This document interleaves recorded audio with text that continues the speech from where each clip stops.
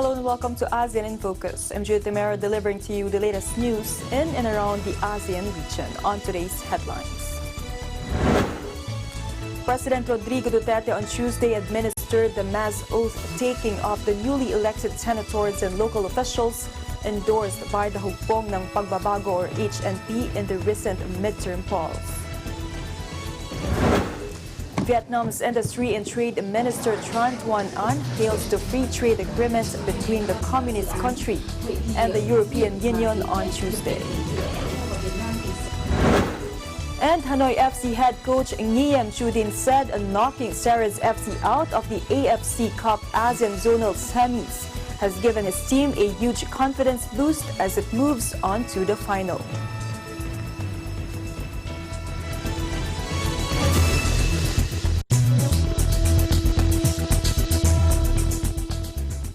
President Rodrigo Duterte has not given any hint of a supposed plan to revamp his cabinet, particularly to replace Agriculture Secretary Emmanuel Piñol, Malacanang said on Tuesday.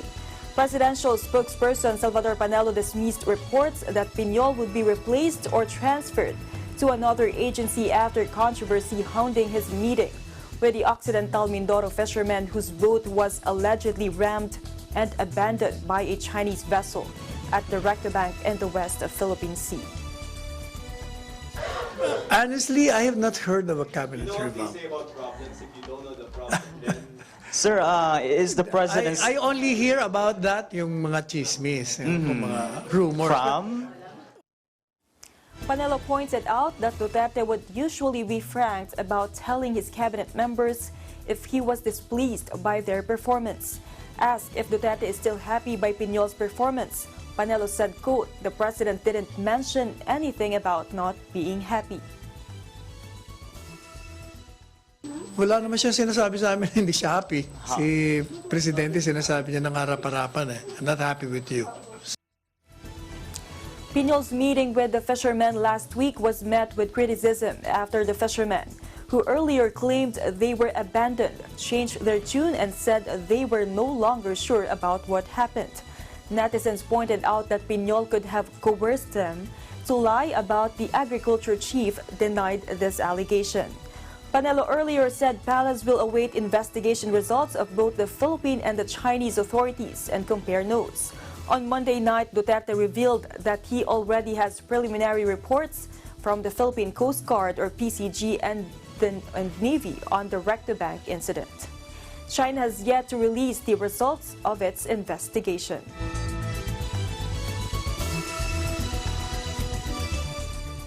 Meanwhile, President Rodrigo Duterte on Tuesday administered the mass oath-taking of newly elected senators and local officials endorsed by the Hugpong ng Pagbabago or HNP in the recent midterm polls.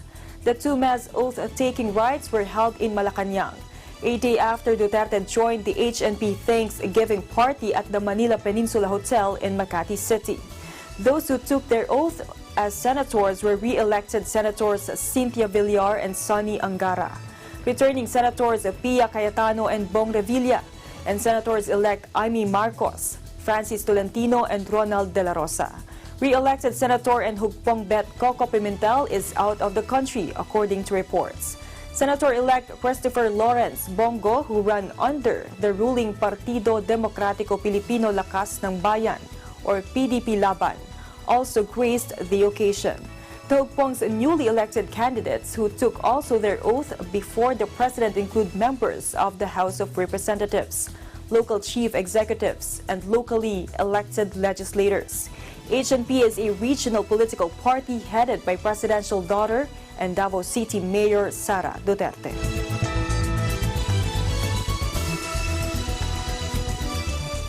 In other news, Malaysia's government has shut more than 400 schools in a southern state after chemical pollution sickened dozens of students for the second time in 3 months. The education minister ordered 111 government schools and several hundred private educational institutions in Pasir Gudang district in Johor State to close for 3 days, starting Tuesday after many students complained of breathing difficulty and vomiting. The source of the pollution has not been identified. Malaysian Prime Minister Mahathir Mohamad said Tuesday that authorities are still trying to identify the companies behind the pollution and warned stern action will be taken. In March, schools in the same area were shut for days after toxic waste illegally dumped into a river sickened more than 5,000 people. Authorities say the waste from the event was cleaned up and the two incidents are unrelated. Mahathir said the recurring pollution was unfortunate. 4 people, including 2 Singaporeans from a tire processing factory in Johor, have been charged in court over the earlier pollution incident.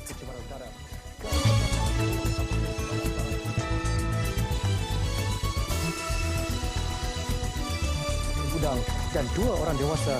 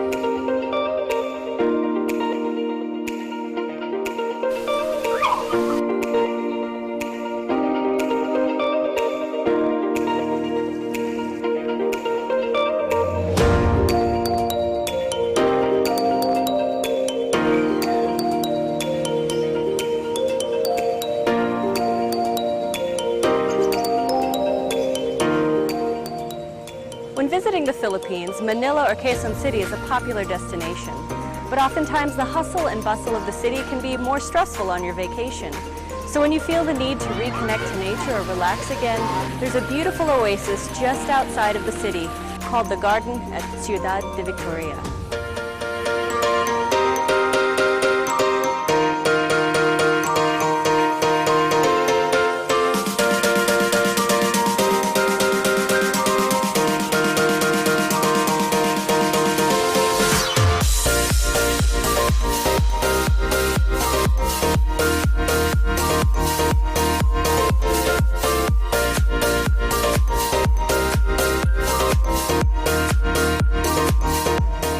Some of the species that you can see here include hydrangea, snapdragon, and stargazers. They're truly beautiful.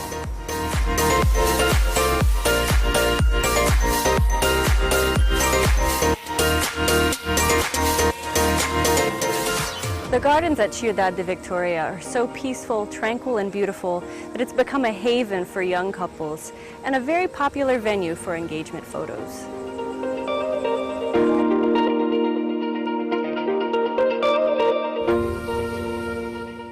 The next time you want an escape from the big city, the garden at Ciudad de Victoria is a wonderful place to visit.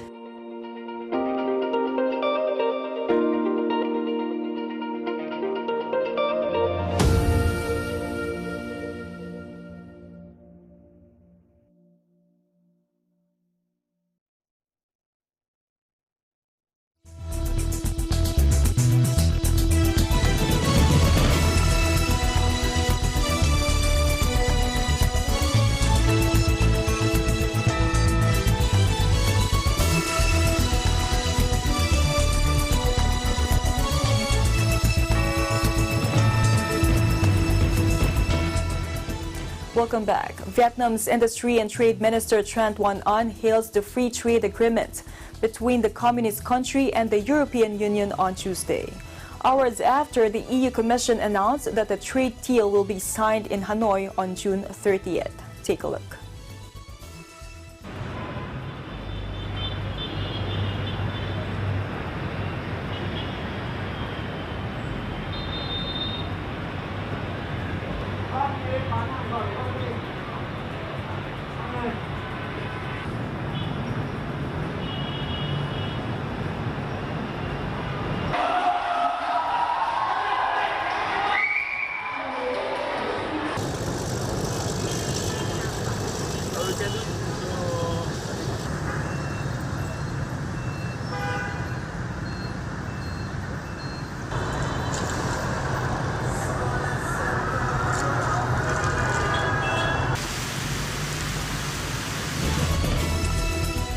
Meanwhile, more than 100 delegates from ASEAN gathered for the 9th Regional Policy Dialogue on Technical and Vocational Education and Training, or TVET, to discuss how to improve its quality, image, and outcomes. Senior decision makers from the private and public sector, including from the economic, education, industry, and labor ministries, attended the dialogue. TVET is an important element in the strategies of ASEAN member states, or AMS, to upgrade their workforce in line with the requirements of new technologies and new processes for production and service delivery. TVET also aims to prepare the labor force for decent jobs. In his opening remarks, Dr. Aladdin B. Rillo, Deputy Secretary General of ASEAN for Economic Community, highlighted that the dynamic interplay between innovation and improvement is needed so that TVET can live up to its potential to improve social and economic outcomes. He emphasized that new and stronger partnerships for TVET are needed across sectors and countries. Most importantly, partnerships of mutual learning and exchange across sectors and countries that combine the expertise and resources of business and industry, TVET institution, and the public sector. Since June 2018, a regional working group comprised of 20 representatives from chambers of commerce, business associations, and a range of enterprises from all AMS identified recommendations for policymakers and entrepreneurs aimed at ensuring TVET's fitness for the future. The 45 recommendations are summarized in a document entitled The Future ASEAN Agenda for TVET. The recommendations focus on such areas as enhancing the relevance and quality of TVET regulations and strategies, strengthening the leadership of business organizations in TVET, rebranding TVET, and deepening the collaboration of TVET schools with business and industry. At a dialogue, the regional working group called on the ASEAN business community to lead the way in the implementing the future ASEAN agenda for TVET in the years to come. Dato Palanyapan Joseph, speaking on behalf of the regional working group, committed, quote, to invest time and energy to continue the work, which they began in order to make the changes they advocate a reality. The 9th Regional Policy Dialogue served as a forum to review the recommendations and identify promising approaches and alliances to make the future ASEAN agenda for TVET a reality. The future agenda will be presented to the relevant sectoral bodies of ASEAN for integration in their future strategies and work plans.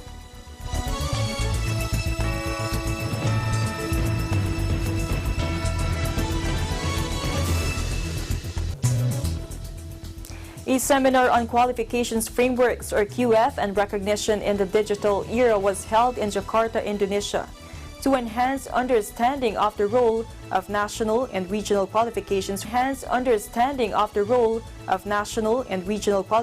frameworks in ensuring the recognition of degrees, skills, and competencies in higher education in the advent of digital era.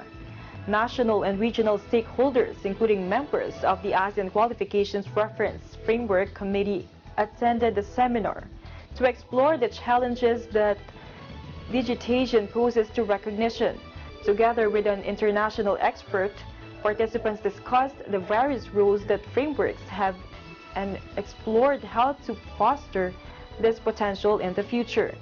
HE Professor Dr. Muhammad Nasir, the Minister of Research, Technology and Higher Education of Indonesia, described the Indonesian Qualifications Framework, or IQF, and its application for recognition across higher education institutions. At the national level, IQF acts as a neutral reference that will allow for the comparison of learning outcomes resulting from formal or non-formal education, as well as learning outcomes acquired through job experience. Qualifications frameworks also provide valuable inputs, and the crafting of national standards and criteria facilitates the recognition of the skills and qualifications earned by learners. Balakumar Palanyapan, Director for External Relations, highlighted the region's aspiration to facilitate the seamless movement of skilled labor within ASEAN through harmonization and standardization, considering that ASEAN is home to about 7,000 higher education institutions. Quality assurance and the fair recognitions of degrees, which is critical in the establishment of a common ASEAN higher education space, will require a cornerstone of trust, which is facilitated by qualifications frameworks. EU mission to ASEAN Charge d'Affaires AI Mr. Lucas Sibor said, quote, SHARE is committed to build harmonization of a higher education area within the ASEAN region.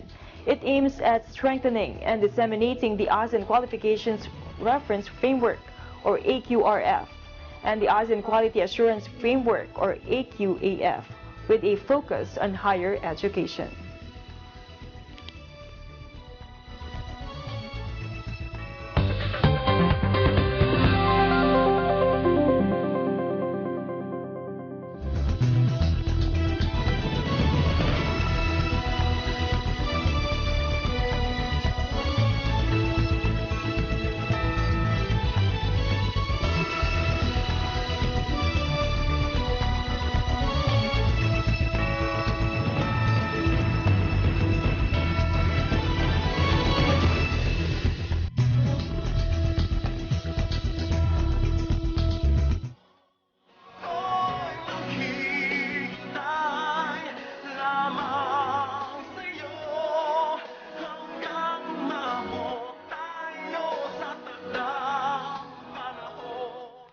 Hi, ako po si Mark Bautista at aabangan ninyo ako ngayong linggo, alas 8 ng gabi, dito lang sa Net 25.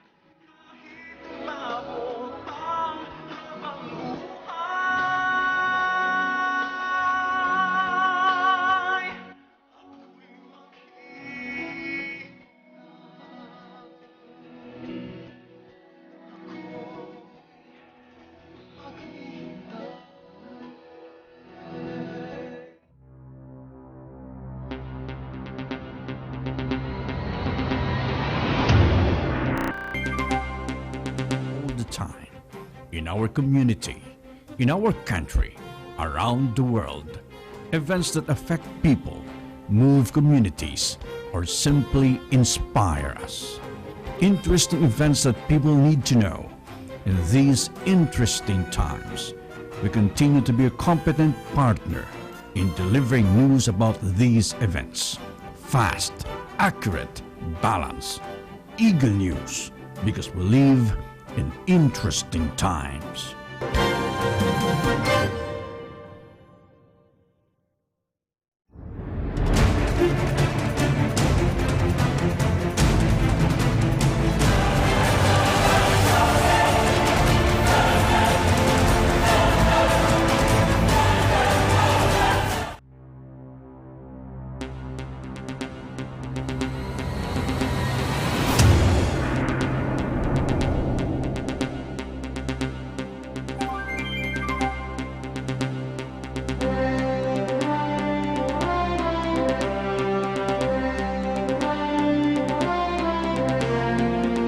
Hanoi FC head coach Guillaume Chudin said knocking Seres FC out of the AFC Cup ASEAN Zonal Semis has given his team a huge confidence boost as it moves on to the final. Guillaume said Hanoi's 3-2 aggregate win over Seres on Tuesday has his club now believing it can win not just the regional final, but advance even further in the competition. Seres striker Stefan Srock admitted Hanoi were the better side on Tuesday, but he had harsh words for the officials, saying he thought 2 of the 3 goals Hanoi scored and the 2-leg tie should not have counted. Take a look.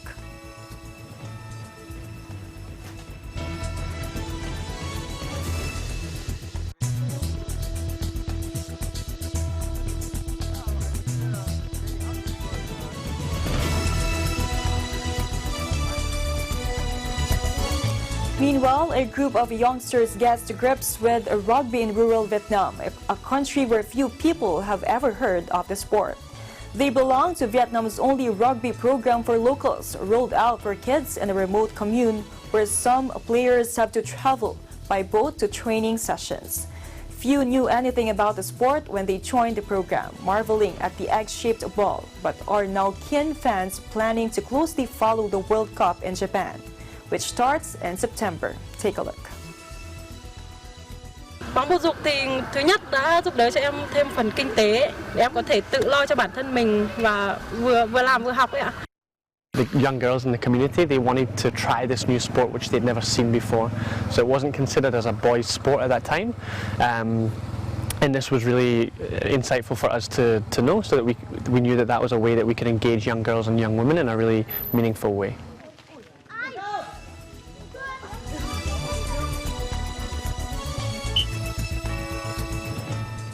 And that is the latest news in the Southeast Asian nations. Stay updated about the ASEAN region. I'm Judith Timera, and I'm on with 25.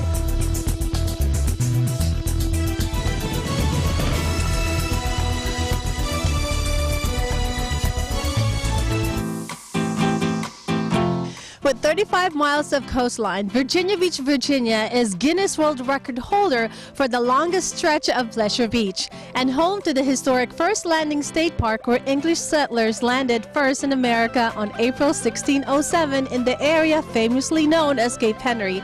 I am Sarah Nackman, broadcasting from my beautiful hometown of Virginia Beach, Virginia, USA, and I am one with 25.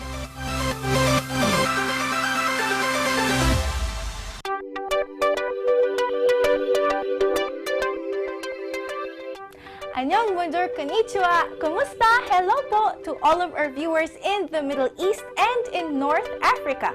I am Ate DJ and you can watch me and Teacher Sally here on Net25 Kids Live. You can catch me every Tuesdays and Thursdays on Anong Sa Inyo, and you can catch Teacher Sally every Mondays, Wednesdays, and Fridays on actually this set. This is the Kid Cuento set. We are inviting you all to watch Net25 through OSN, the largest entertainment network in the Middle East and North Africa. You can now watch Net25 shows on the OSN channel 725, aired on the same day as the Philippines. Watch your favorite shows live, on demand, anytime, anywhere, and on any mobile device on OSN Play. Here on Net25 and OSN, you're surely going to feel at home. Siguradong at home kayo dito. Again, I am Ate DJ and I am one with 25.